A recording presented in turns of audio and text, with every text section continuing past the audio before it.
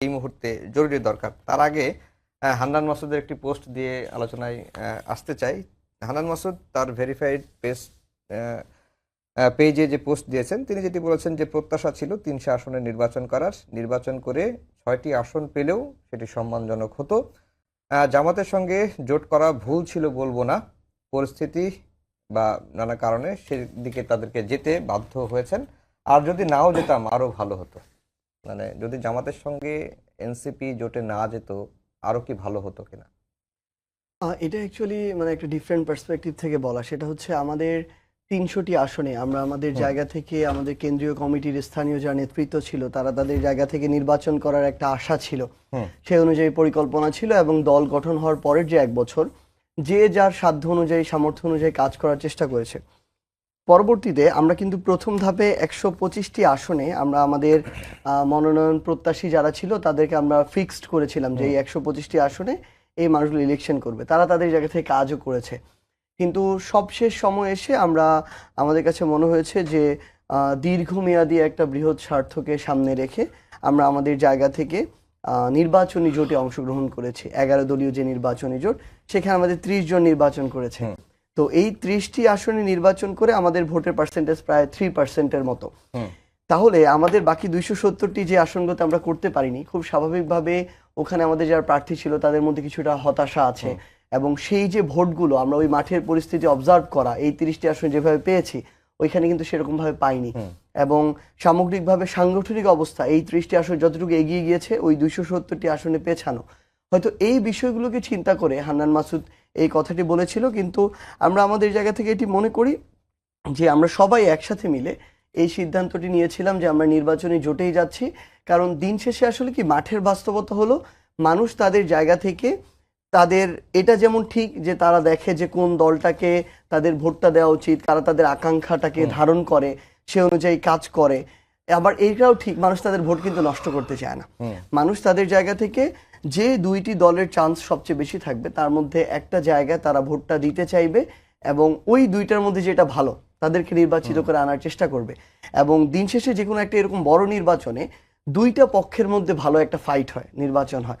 তো সেই জায়গা থেকে আমাদের মনে হয়েছে একদিকে যেমন বিএনপি এবং তাদের সমমনা দলের জোট, আরেকদিকে আমরা ১১ দলীয় জোট ঐক্যবদ্ধ হয়েছি এবং সামগ্রিকভাবে একটা দলের বয়স ১ বছর এখনো হয়নি, সেই দল থেকে ৬ জন এবার সংসদে যাচ্ছে। আমরা মনে করি এটা ১ বছর না হতে একটা দলের জন্য অনেক বড় প্রাপ্তি এবং এই শুরুটা দিন শেষে আমরা অবশ্যই ভালো মনে করব এবং এটাকে সামনে রেখে এর পরের বার যেন আমরা এককভাবে আরো বড়ভাবে ফাইট দিয়ে আরো বেশি সংখ্যক মানুষ আমাদের সংসদে যেতে পারে, সেটাই আমাদের লক্ষ্য থাকবে। জি, মাসুদ কামাল ভাই, যেটি সাজিদ সালাম বললেন যে এই দলের বয়স আসলে তো ১ বছর হয় নাই, ২৮ ফেব্রুয়ারি সম্ভবত ১ বছর হবে এবং ১ বছর সময়ের মধ্যে একটা জোটে গিয়ে ৩০টি আসনে নির্বাচন করার মধ্যে ৬টি আসনে জয়ী হওয়া। যদিও সাজিদ সালাম বললেন যে ৩০০ আসনে নির্বাচন করতে পারলে ওই ২৭০টি আসনের সাংগঠনিক ভিত্তিটা আরেকটু বা টোটাল ভোট আরো বাড়তো, 3% এর জায়গায় হয়তো 10% হতে পারতো, আরো বৃদ্ধি পেত। আপনার কাছে কি মনে হয়? না, এটা তো ওনাদের একটা রাজনৈতিক সিদ্ধান্ত, তাই না? রাজনৈতিকভাবে সিদ্ধান্ত নিয়ে তারা এটা ঝুঁকি ছিল, সম্ভাবনা ছিল, তারা ঝুঁকিটাও ফিল করেছে, সম্ভাবনাটাও তারা দেখেছে। বাট আমি এই ব্যক্তিগতভাবে মানে আমি পার্সোনালি মনে করি এবং আগেও আমি বহুবার বলেছি যে আমার প্রত্যাশা ছিল তারা সারা দেশে এই নির্বাচনকে তারা ইগনোর করবে।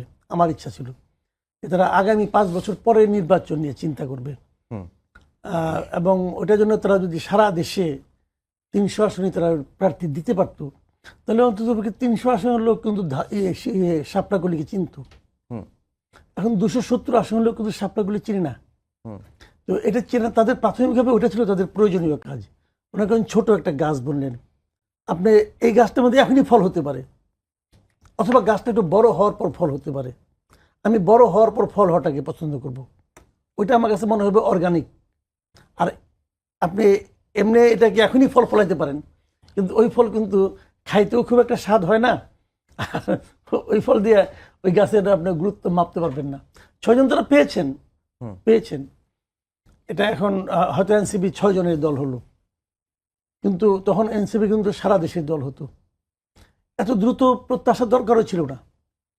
এনসিপির জন্য প্রথম দিকে কিছু ভুল হয়ে গেছে।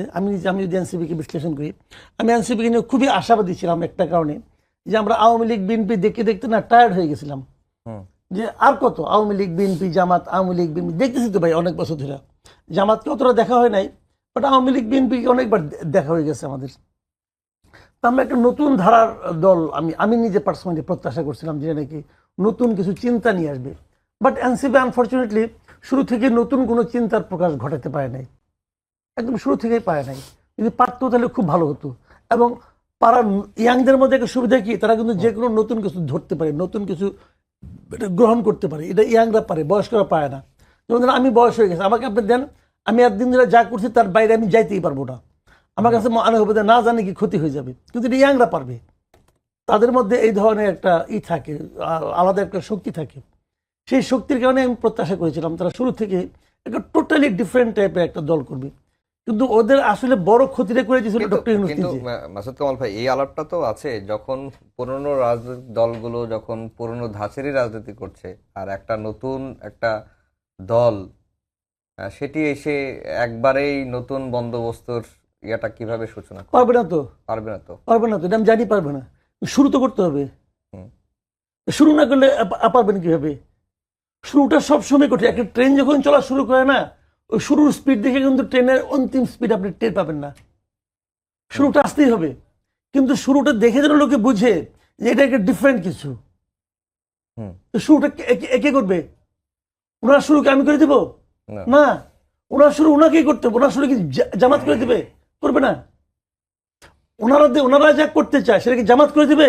নেভার। জামাত বরং ওদেরকে বোঝাবে যে আমি যেটা করতেছি তুমি এই লাইনে আসো, এটা বেটার। কারণ জামাত তো ওই লাইন, আমি কিন্তু জামাতকে খারাপ বলছি না, কিন্তু আমি জামাত, আওয়ামী লীগ, বিএনপি সবাই যার যার মধ্যে পলিটিক্স করতে ভাই, আমার কোনো সমস্যা নাই। কিন্তু আপনি যখন আমার সঙ্গে আসবেন, আমি তো আপনাকে আমার মতো করার চেষ্টা করব।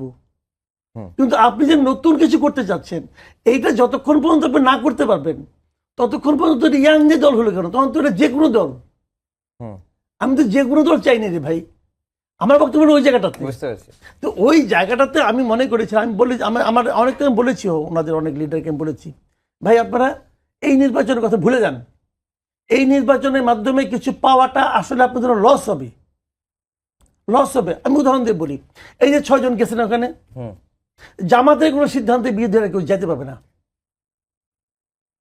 দেখুন আমি দেখি যাই কিনা, এরা পারবে না।